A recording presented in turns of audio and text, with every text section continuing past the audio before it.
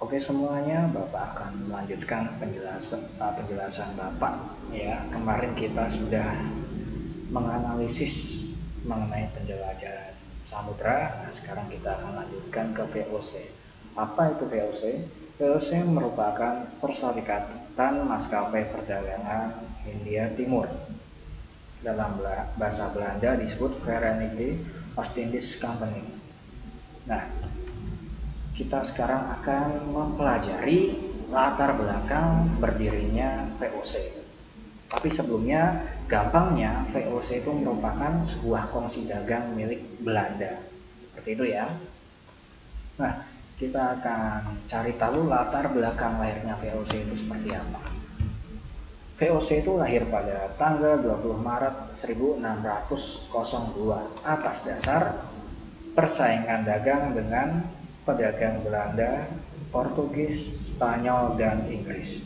Jadi waktu itu VOC lahir karena Belanda, Portugis, Spanyol, dan Inggris itu saling bersaing dalam hal perdagangan rempah-rempah. Nah, kemudian saat itu Belanda mencari cara bagaimana agar aku dapat memenangkan persaingan dagang tersebut. Maka dari itu, Ratu Belanda berpikir bahwa aku harus menyatukan semua kelompok-kelompok perdagangan yang ada di Belanda. Karena pada waktu itu dalam tubuh Belanda sendiri pun banyak sekali persaingan antara kelompok dagang. Makanya Ratu Belanda berpikir bahwa kelompok dagang tersebut akan disatukan. Nah, dari situlah munculnya VOC. Jadi dari berbagai kelompok perdagangan di Belanda yang semula itu memang mereka terpecah-pecah dan mempunyai tujuan sendiri, sekarang disatukan dan menjadi VOC. Nah, seperti itu. Nah, kemudian tujuan VOC. Tujuan VOC yang pertama itu menghindari persaingan yang tidak sehat antara sesama pedagang Belanda. Nah, sudah Bapak jelaskan tadi ya, karena memang banyak sekali kelompok-kelompok perdagangan yang memiliki tujuan berbeda-beda, bahkan sampai bersaing secara tidak sehat. Kemudian mereka disatukan dan jadilah suatu wadah yang bernama VOC. Nah, tujuannya tentu saja untuk menguasai rempah-rempah yang ada di Hindia Timur. Kemudian nomor 3, memperkuat kedudukan Belanda dalam persaingan dagang dengan bangsa Eropa lain, seperti yang Bapak tadi jelaskan ya, ada Belanda, Portugis, Spanyol, dan Inggris. Jadi Belanda berharap dengan lahirnya VOC, maka Belanda akan memenangkan persaingan perdagangan. Dan kemudian nomor 4, membantu dana pemerintah Belanda dalam menghadapi Spanyol. Jadi waktu itu memang Belanda itu sempat menjadi jajahan dari Spanyol ya. Belanda sempat dijajah dari Spanyol. Kemudian Belanda melakukan perang waktu itu. Belanda melakukan perang dengan Spanyol dan tentu saja Belanda membutuhkan dana yang sangat besar. Sehingga dari VOC keuntungannya nanti akan dimasukkan ke dalam kas pemerintah untuk nanti mungkin bisa dibelikan senjata dan lain sebagainya untuk memerangi Spanyol, seperti itu ya. Nah, kemudian di sini kita akan mengenal hak oktroy atau hak istimewa yang dimiliki VOC. VOC ini merupakan sebuah kongsi dagang ya, persekutuan perdagangan, tetapi kalau kita lihat dia hampir mirip seperti negara. Karena apa? Di sini dia memiliki banyak sekali hak istimewa. Yang pertama, dia berhak melakukan monopoli perdagangan sendiri tanpa ada aturan dari Belanda. Nah, monopoli perdagangan itu seperti apa? Monopoli perdagangan. Jadi, mereka memaksa para petani rempah-rempah untuk menjual hasil rempah-rempahnya ke VOC. Nah, kemudian VOC menjual lagi dengan harga yang mahal ya. Itu monopoli perdagangan. Intinya rempah-rempah di Hindia Timur harus dijual ke VOC, seperti itu. Kemudian sebagai kongsi dagang, VOC juga berhak membentuk angkatan perang sendiri. Mereka juga berhak melakukan peperangan. Mereka bisa mengadakan perjanjian dengan raja setempat ya, tanpa harus izin dari pemerintah Belanda. Jadi perjanjian seperti apa? Misalkan raja harus mengirimkan upeti kepada VOC dan lain sebagainya ya. Jadi mereka bebas mengadakan perjanjian tanpa ada persetujuan dulu dari pihak Belanda.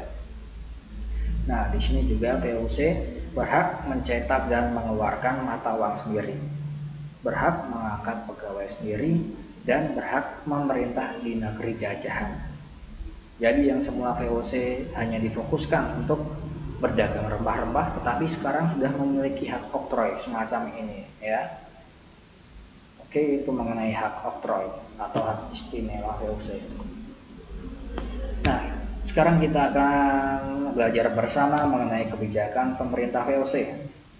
Jadi VOC memiliki satu kebijakan, yang pertama Verplice Laveranti, yaitu penyerahan wajib hasil bumi dengan harga yang telah ditentukan oleh VOC. Jadi apa itu Verplice Laveranti? Contoh konkretnya, petani rempah-rempah harus menyerahkan rempah-rempahnya ke VOC. Memang dibayar tetapi dengan harga yang ditentukan oleh VOC. Ya, jadi gampangnya ada penjual dan pembeli. Yang menentukan harganya kan penjualnya. Tetapi kalau VOC, kalau kebijakan VOC, yang menentukan harganya adalah si pembelinya ini. Penjualnya harus nurut. Nah, jadi seperti itu ya. Kemudian ada kontingenten, pajak wajib berupa hasil bumi yang langsung dibayarkan pada VOC. Jadi petani rempah-rempah dikenakan pajak berupa hasil buminya. Ya, misalkan mereka menanam rempah-rempah, dia harus menyerahkan sebagian rempah-rempahnya ke VOC. Itu kontingenten. Kemudian di sini VOC juga berhak menentukan luas areal penanaman rempah-rempah serta jumlah tanaman rempah-rempah. Ya, jadi petani rempah-rempah harus menuruti apa yang diinginkan VOC. Misalkan saja VOC di sini bilang kamu harus menanam kopi 1 hektar. Nah, berarti petani tersebut harus menanam tanaman kopi 1 hektar. Semacam itu. Jadi VOC yang menentukan semuanya. Nggak bisa misalkan VOC menyuruh petani tersebut menanam kopi tapi petaninya menanam padi. Itu nggak boleh waktu itu. Kemudian ada ekstirpasi. Apa itu? Yaitu hak VOC untuk menebang tanaman rempah agar tidak terjadi overproduksi. Nah, misalkan VOC kelebihan stok rempah-rempah ya, kemudian para petani di situ misalkan menanam rempah-rempah berupa cengkeh ya, semuanya cengkeh. Nah, kemudian ternyata overproduksi, kelebihan. Maka di sini VOC berhak untuk menebang atau membunuh tanaman-tanaman misalkan cengkeh tadi. Agar apa? Agar tidak overproduksi. Kalau overproduksi akibatnya harga menjadi murah. Makanya VOC di sini tetap menjaga kelangkaan rempah-rempah agar harganya itu tetap stabil ya, tetap tinggi seperti itu.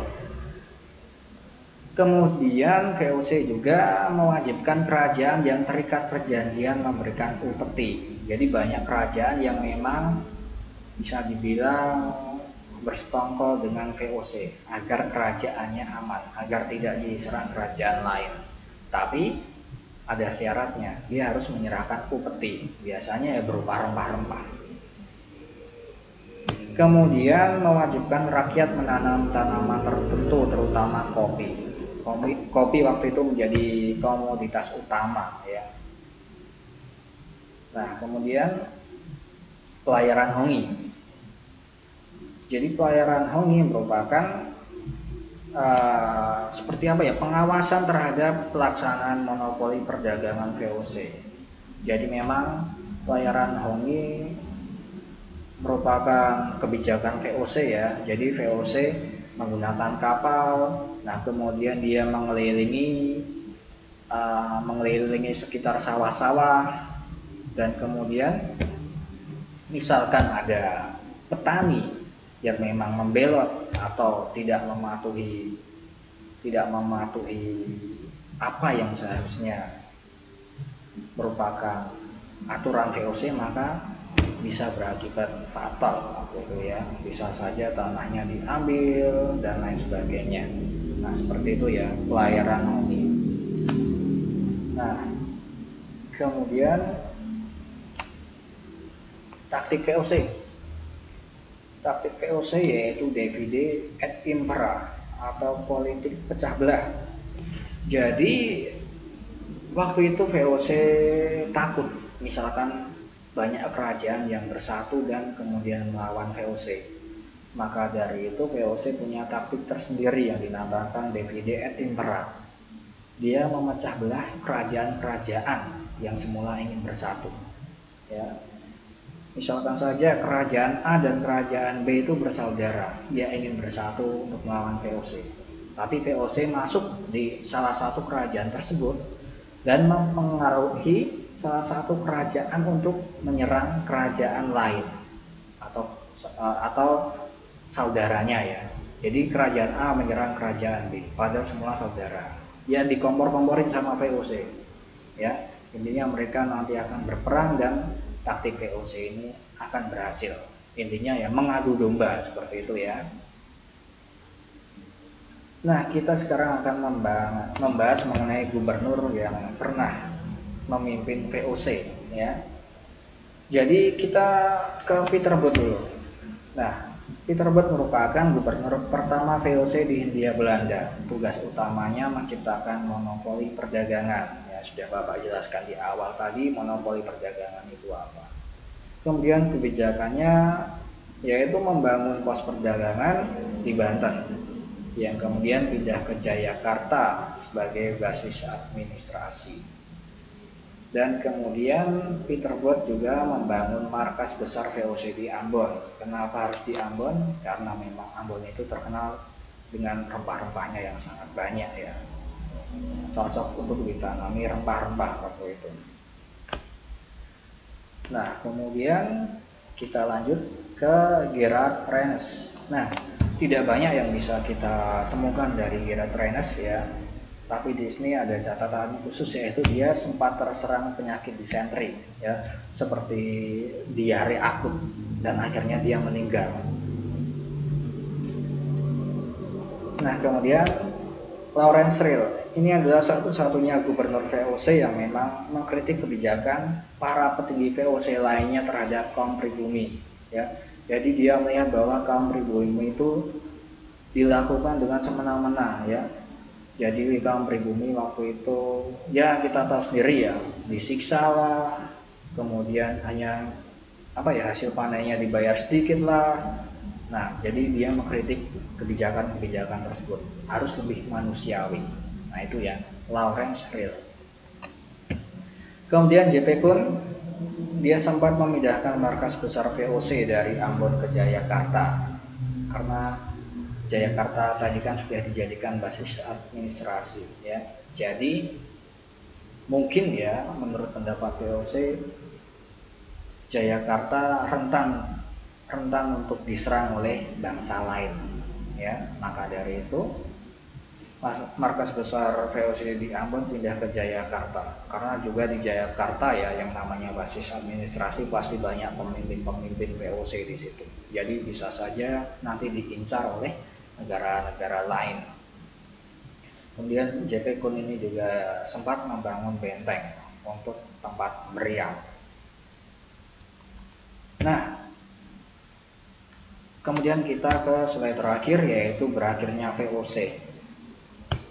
Kita ke faktor internal ya, faktor dari dalam tubuh VOC sendiri, kenapa VOC bisa runtuh. Nah, yang pertama praktek korupsi. Banyak pegawai VOC yang memang berfoya-foya untuk kesenangan pribadi ya, mereka suka korupsi. Kemudian anggaran biaya pegawai meningkat karena pegawainya suka berfoya-foya ya. Misalkan saja pegawai VOC meminta anggaran untuk membuat jalan, ya, membuat jalan, dan ternyata jalan tersebut tidak pernah jadi, malah digunakan untuk berfoya-foya. Jadi anggaran biaya pegawainya meningkat, tapi di sini pendapatan VOC berkurang. Karena misalkan beneran buat jalan ya, tentu saja jalan tersebut nanti akan dikenai pajak, kemudian pendapatan VOC meningkat. Tapi jalannya nggak pernah jadi, malah uangnya digunakan untuk berfoya-foya, maka malah pendapatannya VOC nanti akan semakin berkurang. Nah, seperti itu ya. Kemudian utang VOC menumpuk ya, VOC sempat kesulitan untuk membayar tentara ya kan, membayar pegawai-pegawainya, sampai hutang VOC itu nanti akan menumpuk karena digunakan untuk membayar pegawai-pegawainya, kemudian untuk membeli rempah-rempah juga. Nah, kemudian waktu itu Belanda terlibat perang dengan Inggris, sehingga EIC ya, atau Komisi Dagang milik Inggris, bebas keluar masuk di wilayah VOC, dan akhirnya VOC kalah saing dengan EIC. Nah, itu faktor internalnya. Kemudian faktor eksternalnya, waktu itu Belanda dikuasai oleh Prancis ya. Belanda kalah perang melawan Prancis pada tahun 1795.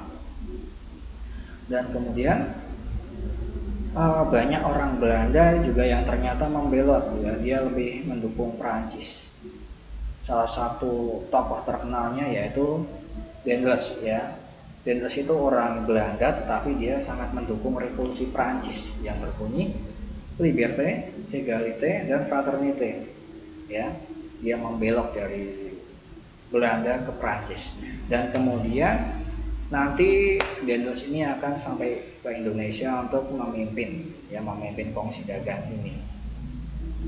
Dan kemudian apakah revolusi Prancis itu tercipta di Nusantara waktu itu? Apakah di Nusantara ada kemerdekaan, persamaan, persaudaraan? Ternyata enggak ya. Jadi Daendels hanya menyukai semboyan itu tapi tidak mempraktekannya. Bahkan Daendels nanti kita lihat akan lebih kejam daripada pemimpin VOC sebelumnya. Oke ya. Jadi itu materi yang Bapak bahas ya untuk kali ini, yaitu VOC. Semoga kalian semua paham. Terima kasih.